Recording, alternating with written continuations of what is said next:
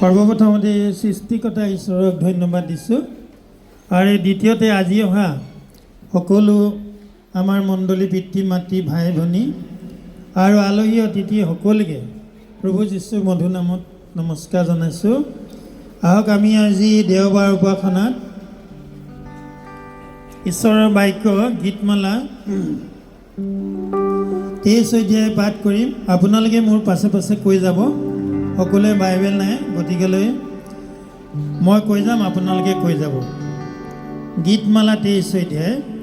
হে জিহুৱা মোৰ ৰক্ষক, মোৰ অভাৱ নহ'ব। তেওঁ মোক কোমলীয়া ঘাঁহনি পথাৰত শুৱায় আৰু য'ত শান্তি আছে এনে পানীৰ কাষে কাষে মোক চলায়। তেওঁ মোৰ প্ৰাণ পুনৰাই সুস্থ কৰে। নিজ নামৰ নিমিত্তে তেওঁ মোক ধৰ্মপথত চলায়। এনেকি মই মৃত্যু চাই উপত্যকা দি চলিলেও মই কোনো আপদলৈ ভয় নকৰোঁ, কিয়নো তুমি মোৰ সংগত আছা। তোমাৰ লাখুটি আৰু লাঠিয়ে মোক সান্তনা দিয়ে। তুমি মোৰ শত্ৰুবোৰৰ সাক্ষাতে মোৰ সন্মুখত মেজ সজাইছা। তুমি মোৰ মূৰ তেলেৰে তিয়াইছা। মোৰ পাণ পাত্ৰ উপচি পৰিছে। অৱশ্যে মংগল আৰু দয়া আয়ুসৰ সকলো কালত মোৰ পাছত যাওঁতা হ'ব আৰু মই চিৰকাললৈকে জিহুৱাৰ গৃহত বাস কৰিবলৈ পাম। আমেন। ঈশ্বৰৰ প্ৰশংসা হওক। গুৰু পিতাৰ আইৰ লগতে আপোনালোকক ভালে ৰাখক। মোৰ এটা সাক্ষৰ আছিল। মই ঈশ্বৰক এটা চাকৰি বিচাৰিছিলোঁ 2023 চনত, আৰু তেওঁ 21 বছৰ বয়সতে তেওঁ মোক দুটা চাকৰি দিছিল, এফেয়াৰ কমিউনিকেশ্যন আৰু এক্সাইজ ডিপাৰ্টমেণ্টত। তাৰে এতিয়া এটা কৰি আছোঁ। মই সদায় ভাবোঁ সাক্ষৰ দিবলৈ। ইয়াতে 6 মাহমান আহিছোঁ, মই 3 মাহমান দিম বুলি ভাবোঁ সাক্ষৰ, কিন্তু মই নোৱাৰোঁ। তাতে ভাবি ৰৈ যাম।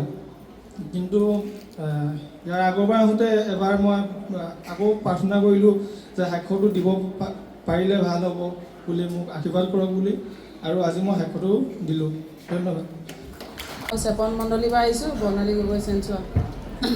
এই 23 চনতে হাই ছেকেণ্ডেৰী পাছ কৰিলে মই সংকল্প কৰিছিলোঁ পইচা 5,000 দিম বুলি।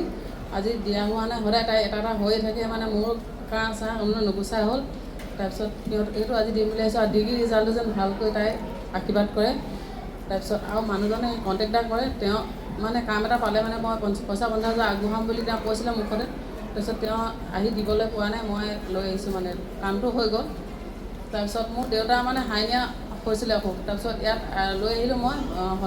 অনাৰ পিছত তেওঁ অপাৰেশ্যন কৰিবলৈ ডক্টৰে কৈছিলে। তাৰপিছত ইয়াত অনাৰ পিছত আকৌ পৰীক্ষা নিৰীক্ষা কৰাৰ পিছত তেওঁ অপাৰেশ্যন কৰিব নালাগে বুলি ক'লে। মানে সেয়া মোৰ সাধ্য আছিলে। আৰু নমস্কাৰ। ঈশ্বৰৰ প্ৰশংসা হওক। মোৰ নাম বীৰেণ বৰা, আঠখেলীয়া, গোলাঘাটত ঘৰ।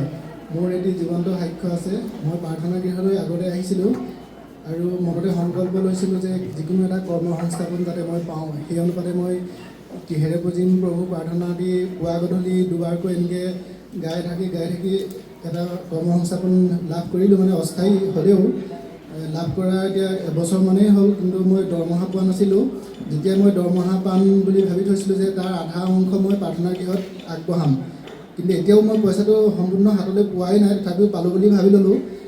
আজি সেই আধা অংশ গুৰুদেৱৰ হাতত অৰ্পণ কৰিছোঁ, আৰু এতিয়া মই সেই সাক্ষ্যটো কৈছোঁ। মানে সমবায় সমিতিৰ সম্পাদকৰ পদত মই নিযুক্তি পাইছোঁ, অস্থায়ী হ'লেও মই ভাবিছোঁ যে ভৱিষ্যতে যাতে স্থায়ী হয় বুলি সেই আশা লৈ আহিছোঁ। এইটোৱে মোৰ সাক্ষ্য। আৰু আছিলে মাজত কিছুমান ক'বলগীয়া, এতিয়া সময়ৰ অসুবিধা। যিখিনি মই আশা লৈ আহিছোঁ সেইখিনি মোৰ বিশ্বাস যে প্ৰভুৰ ইয়াতে মই সম্পূৰ্ণ ফলৱতী হ'ম, আৰু মোৰ মিছেছৰো আছে সাক্ষাৎ। সৰ্বমতে সৃষ্টি কৰা ঈশ্বৰৰ কোটি কোটি ধন্যবাদ আৰু সেৱা জনাইছোঁ, আৰু গুৰুদেৱ গুৰুমাকক কোটি কোটি সেৱা আৰু প্ৰণাম জনাইছোঁ, আৰু উপস্থিত থকা সকলো মই ডাক ডাকিলৈ নমস্কাৰ জনাইছোঁ। মোৰ নাম শ্ৰীমতী ৰুণুমা বৰা। মই আঠখেলীয়া বাৰিচুৱাৰ পৰা আহিছোঁ। মোৰ আগত মানে নাকৰ প্ৰব্লেম আছিলে। প্ৰাৰ্থনা গৃহলৈ আহিলোঁ, প্ৰাৰ্থনা কৰিলোঁ, লগনবত দিবলৈ আহিছিলোঁ এবাৰ, আৰু মানে ঘৰতো সেই তেল পানী লগাই মোৰ নাকৰ বেমাৰ সুস্থ হৈছে, আৰু বহুতো বেমাৰ আছে, মোৰ সকলো বেমাৰখিনি যে প্ৰভুৱে সুস্থ কৰি দিব বুলি বিশ্বাস কৰি আহিছোঁ, আৰু মোৰ সন্তান নাই, প্ৰভুৱে যে দিব বুলি বিশ্বাস কৰি আহিছোঁ। পোহৰৰ দৰে চিউনৰ ধাৰ্মিকৰ্তা আৰু জ্বলি থকা প্ৰদীপৰ দৰে